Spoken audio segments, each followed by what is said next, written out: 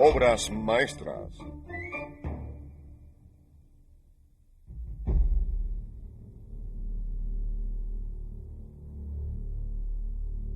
Al comienzo, la tierra no tenía forma, y el vacío y la oscuridad estaban al borde del abismo, y el Espíritu de Dios se movía sobre la superficie de las aguas. Y Dios dijo: hágase la luz. Y la luz fue hecha. Y Dios dijo: que de las aguas venga la criatura que da vida, y el ave que puede volar sobre la tierra en el firmamento abierto del cielo. Y Dios creó al hombre a su imagen y semejanza. En la imagen de Dios Él le creó, y creó al hombre y a la mujer.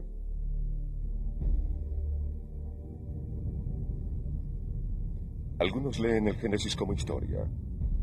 En el siglo XVII, un arzobispo irlandés llamado James Ussher calculó la fecha de la creación estudiando genealogías grabadas en la Biblia. Dios creó el mundo en el 4004 a.C., dijo.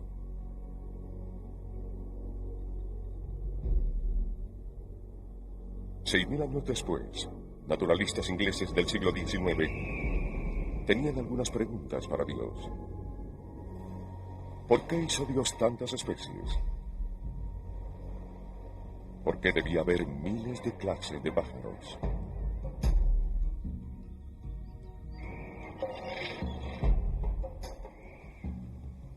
¿Y por qué, oh mi Dios, debía haber más de 1 millón de diferentes especies de insectos?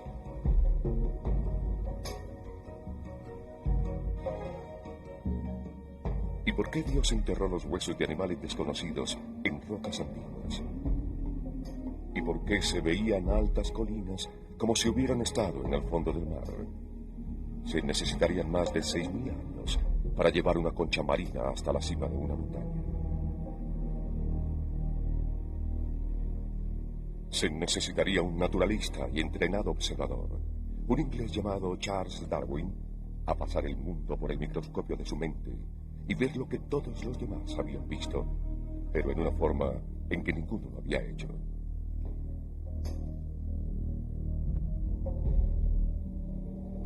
Más allá del Génesis. El origen de las especies por Charles Darwin.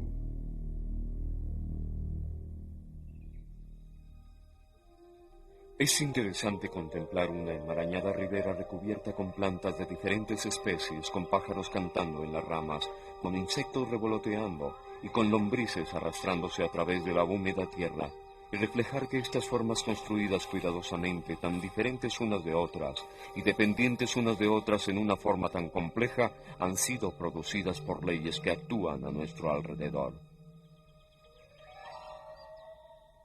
Lo que Darwin nos dio es una explicación. Voy más allá, la explicación de por qué existimos. La publicación del origen de las especies por Darwin en 1859 introdujo la más grande revolución intelectual desde la proclamación del cristianismo 2000 años antes. Darwin visualizó el progreso de la evolución como si fuera un árbol de vida. Desde el tronco sólido de un número muy limitado de organismos primitivos, con el tiempo, germinaron las sólidas ramas de peces y reptiles, plantas e insectos y mamíferos. Ellos a su vez se ramificaron de nuevo, hasta que finalmente hubo rosas y rábanos, palomas y pavos reales, micos, simios y humanos. La explicación de Darwin estaba basada en su teoría de la selección natural, en la aleatoria mezcla de herencia. Cada nuevo individuo nace ligeramente diferente de los otros.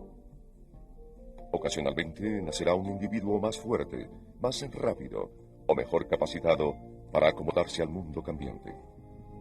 Ese individuo florecerá y pasará las ventajas a su descendencia. Generación tras generación se acumulan pequeños cambios hasta que el nuevo organismo no se reproduce más con lo que sus ancestros lo habían hecho. Una nueva especie se ha desarrollado.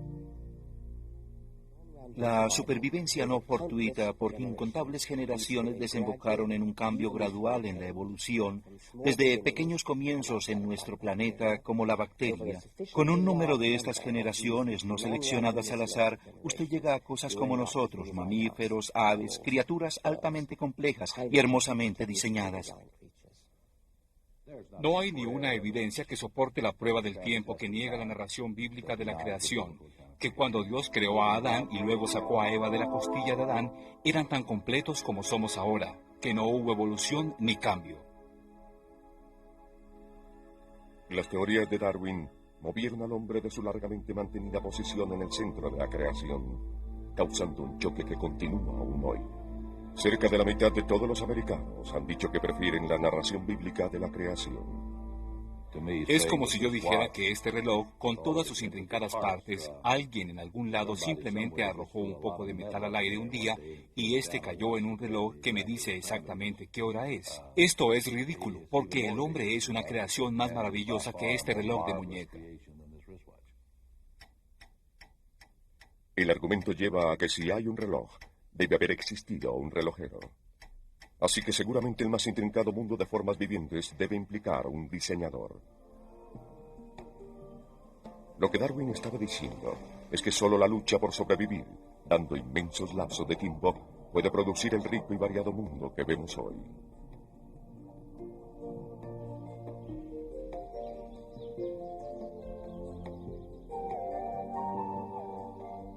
Darwin sabía que su libro lo metería en problemas con aquellos que toman la Biblia literalmente. Así que en cientos de páginas de ejemplos de evolución, el hombre tiene solo una simple frase en la última página. En el futuro veo campos abiertos para investigaciones más importantes. Se arrojará mucha luz sobre el origen del hombre y su historia. Creo que la gente quiere creer que son muy especiales. Usted sabe, un Dios los puso ahí especialmente como una única clase de criatura y piensa en ellos en forma diferente de lo que piensa en las otras criaturas. Eso no es para nada parte de la visión de Darwin. Quiero decir, solo somos otra especie como muchas. La verdadera oposición a Darwin se desarrolló cuando la gente reconoció la implicación de que estamos emparentados con los monos. Es duro creerlo hoy porque obviamente estamos emparentados con ellos. Quiero decir, son muy similares a nosotros. Está ese refrán que nos llega desde el periodo victoriano de la esposa de un obispo, quien cuando escuchó sobre la idea de la evolución, se supone que dijo: recemos para que no sea verdad, pero si lo es, esperemos que no se sepa. Y creo que es una reflexión con una verdadera incomodidad que mucha gente siempre ha tenido sobre la idea de que somos parte de un proceso planetario de cambio evolucionario. 43 años después de su muerte, Darwin estaba en los titulares de toda América. Lo llamaron el juicio del Cinescope. Daytona, Tennessee, julio 11, 1925, en un momento de la historia. El joven John Scope fue acusado de enseñar la evolución en su salón de escuela pública.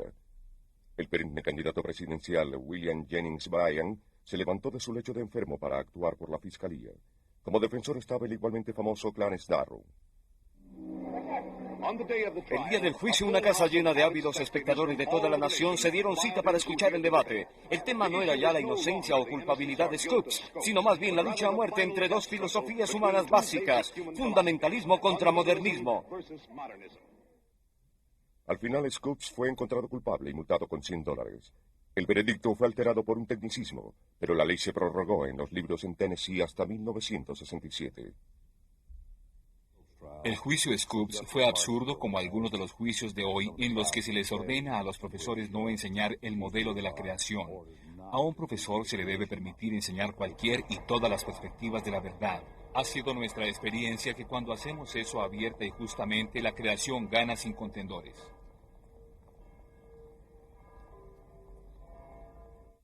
Ese 47% de la población americana que no cree en la evolución es una estadística muy atemorizante. Es atemorizante desde el punto de vista de los educadores porque eso niega el principio básico de la biología, que es, parafrasearlo, nada en biología tiene sentido excepto desde una perspectiva evolucionaria. El darwinismo tiene más que su justa parte de escepticismo y es más bien difícil ver por qué debe ser. Parte del problema es que la gente parece ignorarlo. Quiero decir, es algo asombroso, pero es algo cierto sobre nuestro sistema educacional. Les enseñamos a los niños sobre todo, excepto este hecho real que ahora sabemos, que es por qué existimos.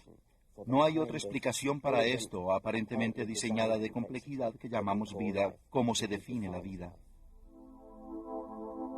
Darwin fue cuidadoso al sugerir que un creador pudo haber iniciado todo el proceso dándole vida a los primeros organismos. Pero el simple hecho es que Dios no era absolutamente necesario en un universo darwiniano. La intervención sobrenatural fue reemplazada por la selección natural. Era tal vez un mundo más lógico. Era ciertamente más solitario.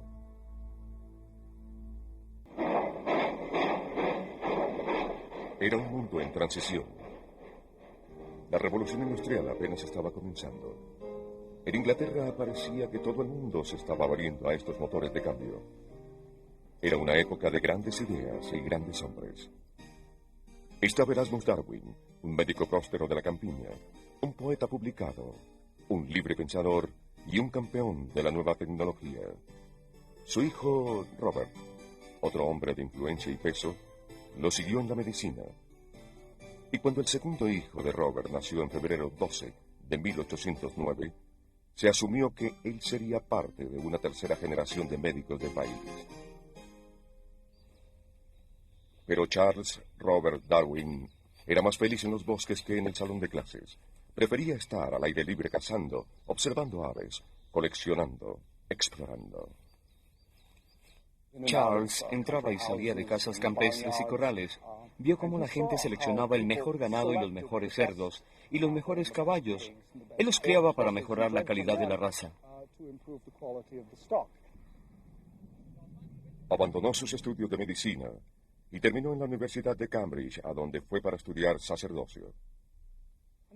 Por primera vez se le ocurrió que podría hacerse un hombre en ciencia natural. Podría hacer la mejor colección de escarabajos que cualquiera de los coleccionistas de escarabajos. Vino al río Cam y exploró a lo largo de las orillas y buscó en los árboles y recogió escarabajos de la ribera. Superó a la mayoría de coleccionistas. Sabiendo bien que él estaba más interesado en coleccionar insectos que en salvar almas, dos de sus profesores lo recomendaron para un viaje alrededor del mundo. El remodelado barco de guerra de 27 metros llamado Beagle iba a ser un mapa de la costa suramericana. Este fue el punto clave en la vida de Darwin. Pensando demorarse 2 años, pasaron 5 años antes de que el Beagle volviera. 5 años de coleccionar, observar, explorar y escribir. La parada más importante para Darwin fue en las Islas Galápagos. Este aislado archipiélago, relativamente joven, a 900 kilómetros de la costa del Ecuador, era el sueño del naturalista. Un laboratorio en evolución. En 5 semanas febrilmente ocupadas, siguió a las iguanas camino al mar y rastreó tortugas que parecían variar de isla en isla. Coleccionó 30 diferentes tipos de aves que resultaron ser pinzones y 3 especies de ruiseñores. Los animales debieron venir a las islas desde Sudamérica en un pasado lejano, pero estas criaturas variaban notablemente desde sus ancestros del continente. Darwin era asombroso. Tenía 27 años cuando se bajó del Beagle. Sus cuadernos estaban llenos de datos sobre todos los lugares que había visitado. Tenía colecciones enormes. Además de aumentar su colección de escarabajos, reunió 1.500 especies conservadas en alcohol, 4.000 pieles, huesos y especímenes disecados, cajas y cajas de fósiles. Regresó con 3.000 páginas de notas en entomología, geología, paleontología y zoología. Era la celebridad de la comunidad científica londinense. Aún su padre estaba finalmente impresionado. Darwin se casó 2 años después de su regreso. Exponiendo sus opciones, como si fuera una bandeja llena de insectos en un pedazo de papel, hizo la lista de argumentos en pro y en contra del matrimonio. En la columna de los pros estaban niños, alguien que cuide la casa y compañía. Sería mejor que un perro de todas formas. En la otra columna de la lista escribió la falta de libertad, discusiones, pérdida de tiempo y menos dinero para libros. El matrimonio ganó a pesar de las consecuencias. Nunca aprenderé francés, o ver el continente, o ir a América, o volar en globo. No importa, amigo, anímate, hay muchos esclavos felices. Se casó con su prima hermana, Emma Wedgwood, y escribió. Ella era un ángel y tenía dinero. Se mudaron a un pequeño estado 30 kilómetros al sur de Londres y vivieron en Down House por el resto de sus vidas. Finalmente tuvieron 10 hijos, pero solo 7 llegaron a la madurez. El dolor de Darwin por la muerte de su amada hija Annie, a la edad de 10 años, terminó en un amargo final la poca fe que aún tenía en el cristianismo. Cada día Darwin recorrería los senderos de su propiedad, tratando de encontrarle sentido a las cosas que vio en el viaje del Beagle. Escribió durante 3 horas todos los días, aunque estuvo enfermo la mayor parte de su vida adulta, aparentemente por la tensión de la idea que estaba desarrollando secretamente. Vio más y más cosas que no encajaron en la tesis de que todas las especies son constantes. Y cuando esas especies no son constantes, significa que están cambiando. Significa que tenía que llegar a la conclusión de la evolución. Así que apuntó al enorme poder de la cría selectiva de ganado, plantas y palomas que los humanos habían ejercido, y crió razas como perros pequineses, palomas, repollos que comemos, todo eso comenzando de ancestros muy diferentes. Nuestros caballos de raza inglesa se diferencian de los caballos de cualquier otra raza, pero no le deben sus diferencias en superioridad a descender de una sola pareja, sino al cuidado en la selección y preparación de muchos individuos durante cada generación.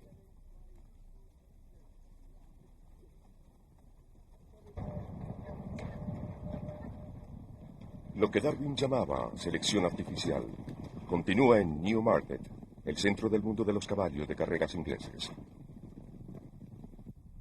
300 años atrás esta raza no existía. Los criadores ingleses cruzaron pequeños caballos árabes con yeguas inglesas. Entonces y ahora el resultado del cruce es el caballo pura sangre más rápido del mundo. Economía, estética, amor al deporte, son las presiones que manejan la evolución de las especies en el establo. Pero ¿cuándo la fuerza estaba detrás de la selección natural? ¿Qué estaba pasando en el mundo real de los repollos y el martín pescador? Realmente tuvo dos posiciones independientes. Una fue la creencia de que todos los organismos existentes, la mayoría son descendientes de algún otro o unos pocos organismos muy simples. Pero ese es el proceso natural de la descendencia, el proceso común de la reproducción biológica. Eso es si a usted le gusta el hecho de la evolución. Y lo segundo es que es un mecanismo que lo llevaría a cuál fue su idea de la selección natural. Los sobrevivientes fueron seleccionados en la forma en que los individuos en el establo fueron seleccionados según lo que el criador quería en su raza. Y Darwin siguió desarrollando esa idea original durante 20 años después de octubre de 1838, cuando se le ocurrió. Finalmente se convirtió en la pieza central de su libro, El origen de las especies.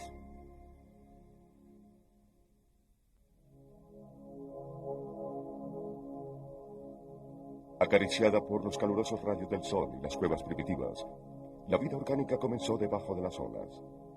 Desde aquí, sin padre, por un espontáneo nacimiento, surgió la primera partícula de tierra animada. Esa oda a la evolución fue escrita por el viejo Erasmus Darwin, alrededor de una década antes de que Charles naciera. La idea de que las criaturas evolucionen vino primero de los antiguos griegos, pero fue explorada sistemáticamente por primera vez a comienzos de los 1800. Un naturalista francés, Jean-Baptiste Pierre-Antoine de Monet, Chevalier de Lamarck, publicó un papel proponiendo que todas las formas de vida se originaban de un solo organismo simple. Declaró que la variedad de vida era el resultado de las especies respondiendo a su medio ambiente. Para explicar cómo pasaba, Lamarck sugirió características adquiridas de un padre. Músculos altamente desarrollados, por ejemplo, podrían pasar a los descendientes. Lo único malo con esta teoría era que estaba equivocada. Ahora sabemos que los genes controlan qué rasgos pasan del padre al hijo, no lo que el padre hizo durante su vida. Darwin caminó despacio tratando de entender el cómo de la evolución. Había 3 elementos en su teoría. Primero, en la mezcla al azar de la herencia. Cada individuo nace ligeramente diferente de los otros. Todos los mamíferos, la mayoría de los animales, de las plantas e incluso muchas bacterias tienen procesos sexuales donde los genes de imágenes de 2 padres diferentes vienen a unirse en un solo descendiente. Así que es la unión de inventos hechos en diferentes linajes en un solo descendiente, que parece ser el gran inicio de todo.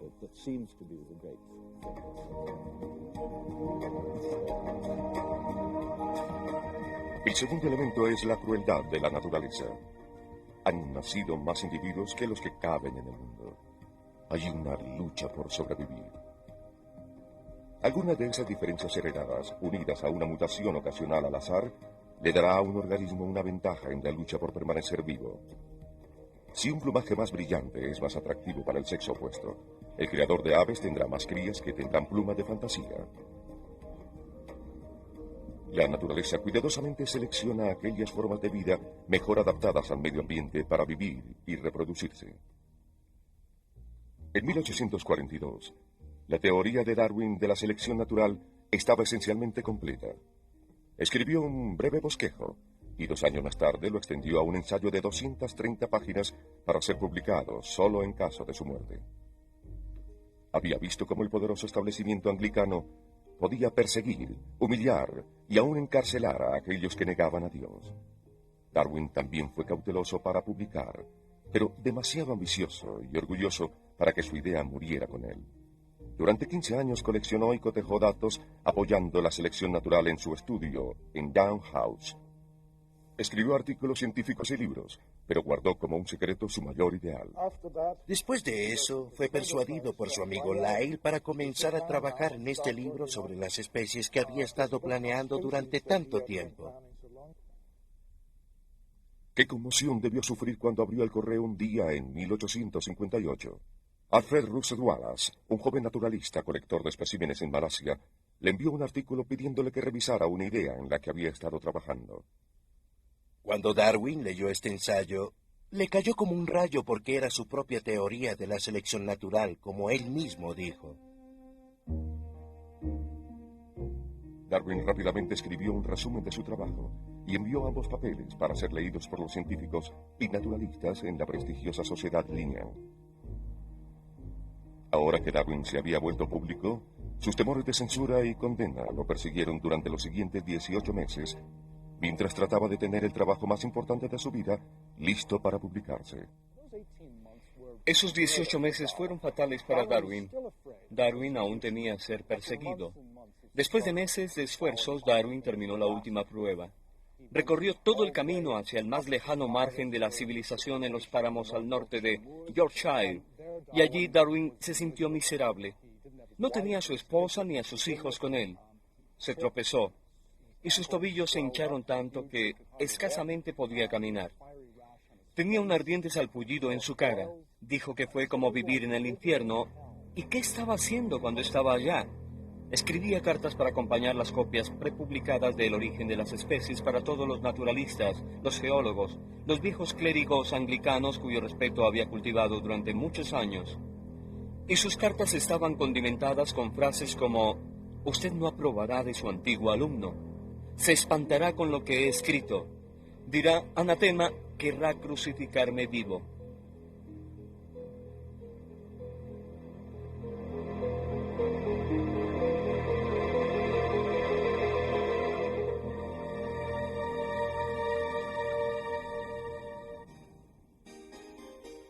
La primera edición se vendió completa el día de la publicación.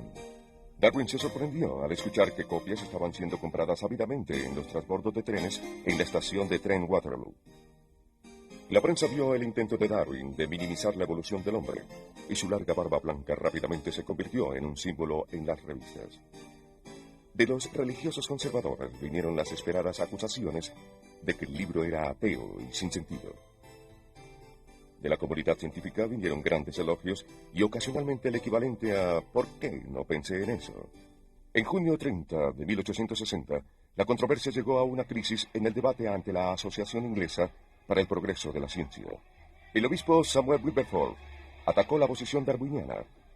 El biólogo T.H. Huxley apoyó la selección natural. Ante 700 personas que atestaban una librería, el obispo le preguntó a Huxley si él era descendiente de un simio por parte de su abuelo o de su abuela. Huxley le susurró a un compañero: «El Señor me lo ha entregado en las manos».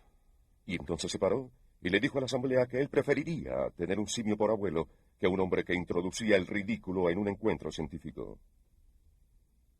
Aún se formulan argumentos sobre el origen de las especies, desde los púlpitos de las iglesias hasta seminarios de graduados de colegio como este que James Moore enseñó en Harvard. La gente de la época vio simios correr a través de las páginas.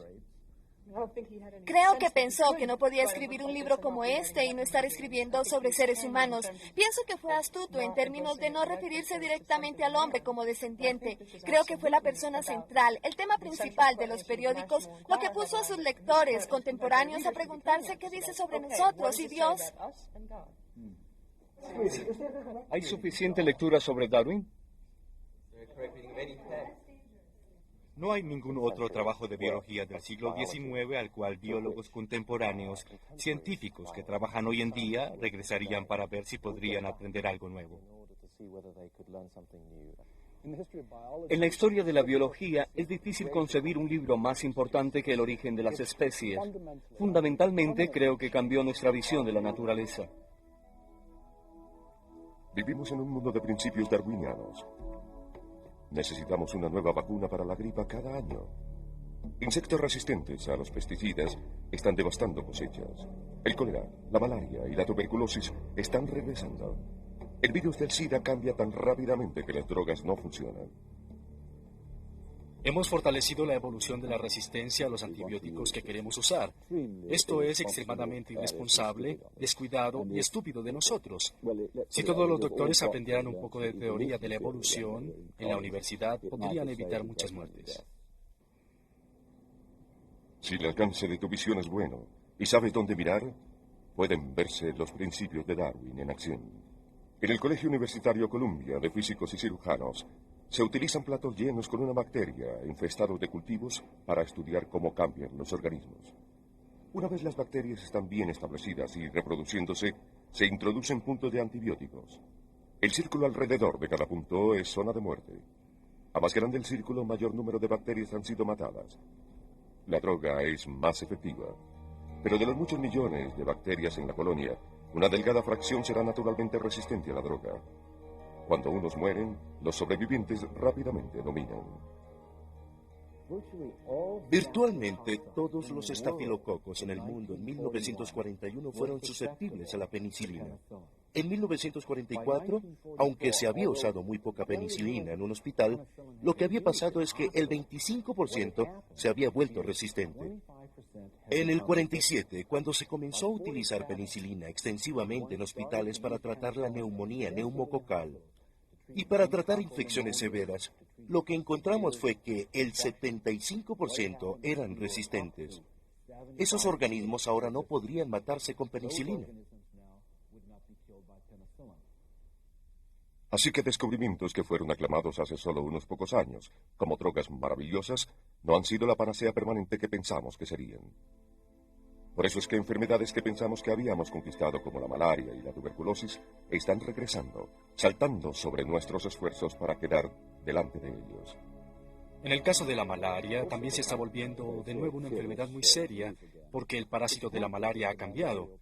También es claro que ella se transmite por mosquitos, y estos mosquitos también han cambiado. Quiero decir que solíamos ser capaces de matar a los mosquitos con insecticidas, y ahora no podemos. Así que tanto el mosquito y la malaria están cambiando. Estamos creándonos problemas. Por ejemplo, si entra a mi invernadero, encontrará que hay moscos blancos. Ahora no se pueden matar esos moscos blancos con cualquier insecticida que pueda comprar en el vivero de la esquina, aunque hace 25 años usted hubiera podido hacerlo. Esos moscos han desarrollado ya resistencia al insecticida. Lo que estamos viendo en el microscopio y en los titulares es la selección natural trabajando. Es una continua carrera entre los predadores y su presa, enfermedades y huéspedes, y así pasa constantemente.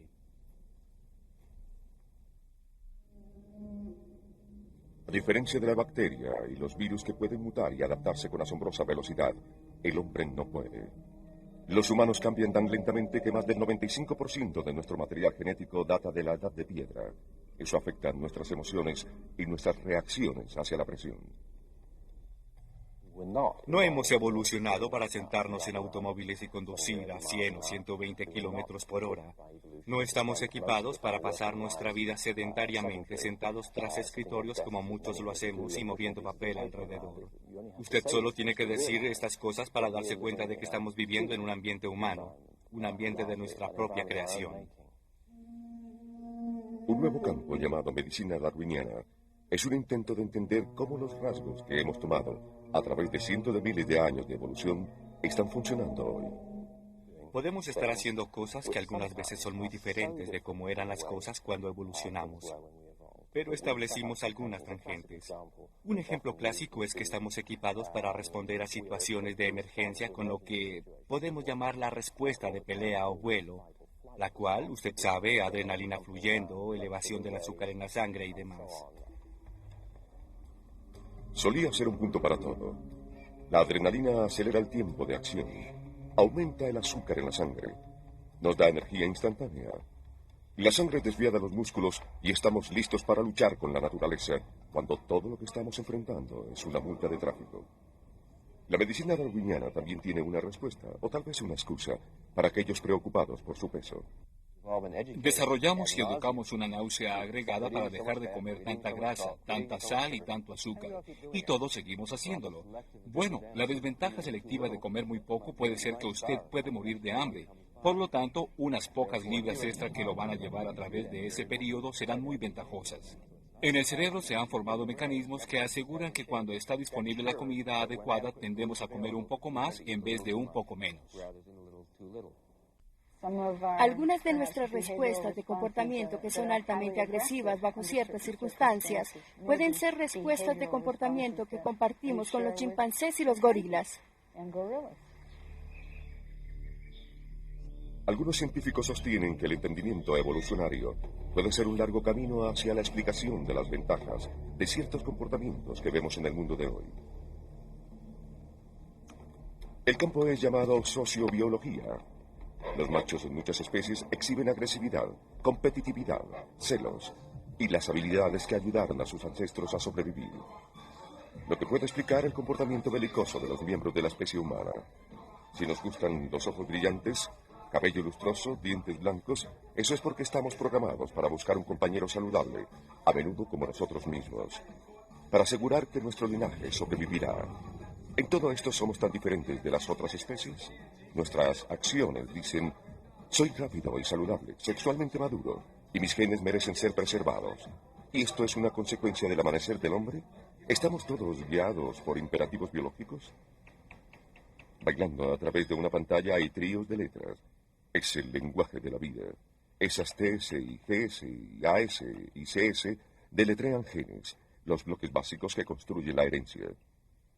Los científicos están usando esta, la más nueva de las ciencias, para responder a algunas de las más antiguas preguntas.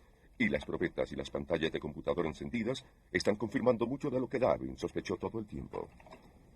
La división entre humanos y chimpancés, creemos, por la biología molecular, que comenzó hace 5 o 7 millones de años, lo que es muy reciente en una escala de tiempo evolucionaria. Y los humanos y los chimpancés están tan cercanamente emparentados que si usted examina las proteínas, son las mismas del mismo gene. Con frecuencia no podrá encontrar diferencia en la sibilancia de esas proteínas. Rebecca Kahn estaba en el equipo de la Universidad de California en Berkeley y encontró pistas de nuestro lejano pasado en nosotros mismos. Estudiaron el código genético de gente de todo el mundo. Lo que están viendo es un proceso llamado combinación del linaje. Cuando usted hizo eso, todos ellos se combinaron en un solo antepasado, un ancestro maternal. Calcularon el linaje humano unos 200.000 años atrás, en un antepasado teórico que apropiadamente llamaron Eva. En realidad no me gusta usar la palabra Eva porque tiene muchas connotaciones religiosas que no son realmente biológicamente correctas. Implica que hubo un solo antepasado para toda la gente y algunas veces se ve en el proceso como una sola mujer que dio origen a los humanos. Eso no es cierto. Pudieron ser en cualquier lugar desde 2000 a 10.000.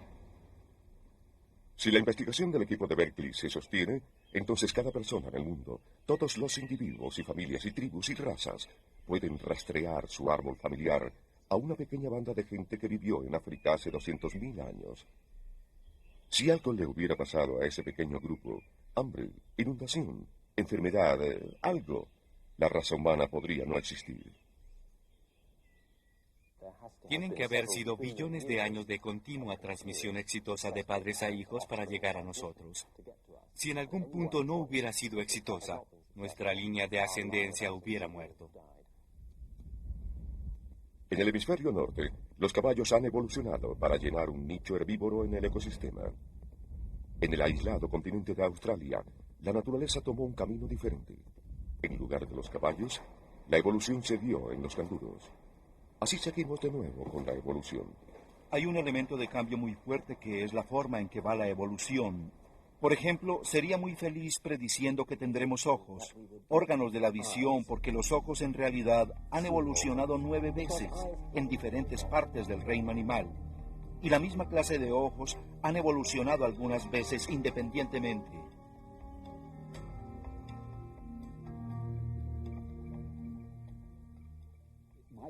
Pudo no haber terminado en un animal inteligente, comunicativo y parlante. Es muy impresionante, pero el dinosaurio dominó la Tierra por 100 millones de años. Corrían sobre sus patas traseras, así que sus manos estaban libres. No había nada que les impidiera hacer herramientas y nunca inventaron o desarrollaron ninguna forma inteligente de comunicación. Traten de imaginar cómo se hubiera visto la especie dominante en la Tierra si los dinosaurios hubieran evolucionado en vez de los mamíferos. El paleobiólogo Dale Russell del Museo Canadiense de la Naturaleza lo hizo, y el resultado fue una simpática criatura verde, que probablemente hubiera sido como la inevitable consecuencia de la historia biológica. Karl Marx, Andrew Carnegie, Joseph Stalin, John D. Rockefeller, Adolfo Hitler. ¿Qué tenían estos hombres en común?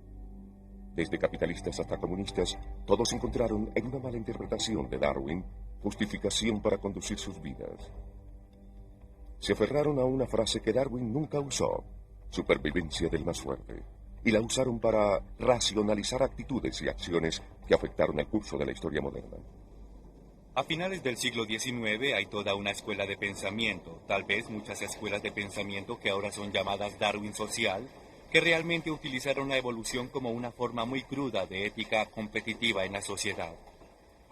La noción de que el perro se come al perro, y la frase que el contemporáneo de Darwin, Herbert Spencer, en realidad utilizó para la selección natural fue supervivencia del más fuerte. Pero Spencer pensó que la evolución tenía una dirección de lo simple a lo complejo, de lo inferior a lo superior. La idea principal que pensamos en conexión con los 30s y con Alemania en algunos sentidos fue el punto bajo en todo el intento para aplicar lo evolutivo y el pensamiento biológico a los asuntos humanos.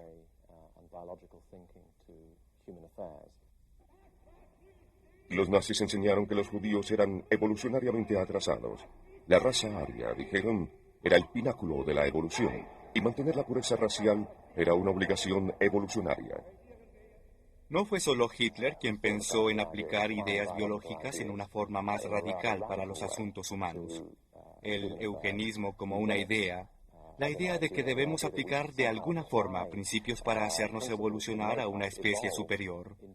Esas ideas tuvieron un lugar común en Norteamérica y a lo largo de Europa durante 25 años antes de que Hitler subiera al poder.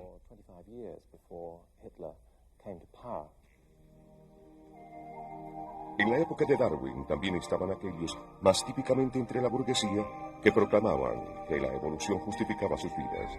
Dijeron que el dinero dado a los pobres era solamente para ayudar a los incapaces, permitiéndoles aumentar su número y retrasar el progreso evolutivo. El argumento no se desconoce hoy. Como Darwin definió la selección natural, no tenía una dirección particular. La descendencia con modificación no tiene una meta, solo es así.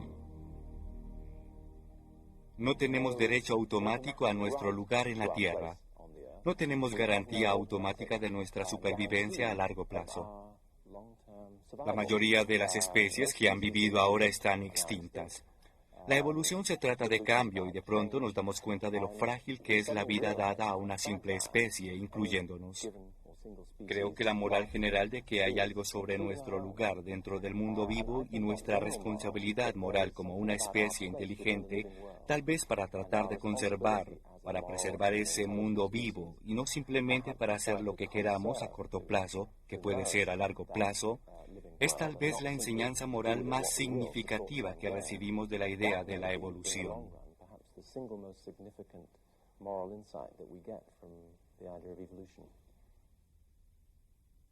Esas enseñanzas son un resultado directo de los estudios de un solitario coleccionista de insectos con pasión por los hechos. Necesitaremos esas enseñanzas morales si con el tiempo utilizamos las herramientas genéticas que la ciencia moderna está desarrollando.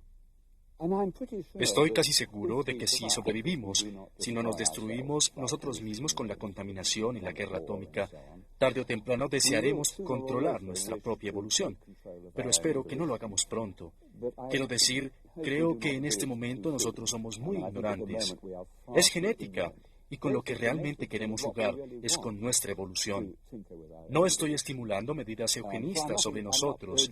Espero que no hagamos eso, pero con el tiempo estoy seguro de que lo haremos. Lo que decidiremos que queremos, claro, afectará hasta nuestros tataranietos, y ellos recibirán esto.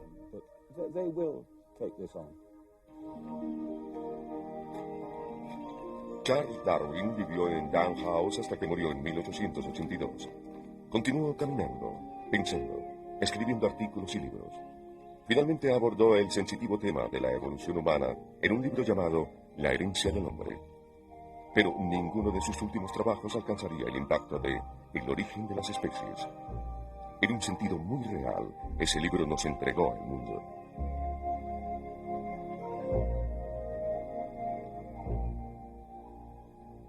Hay magnificencia en esta visión de la vida con sus muchos poderes siendo originalmente dados por el Creador en unas pocas formas o en una. Desde un comienzo tan sencillo, las formas finales más hermosas y más maravillosas han sido y están siendo desarrolladas.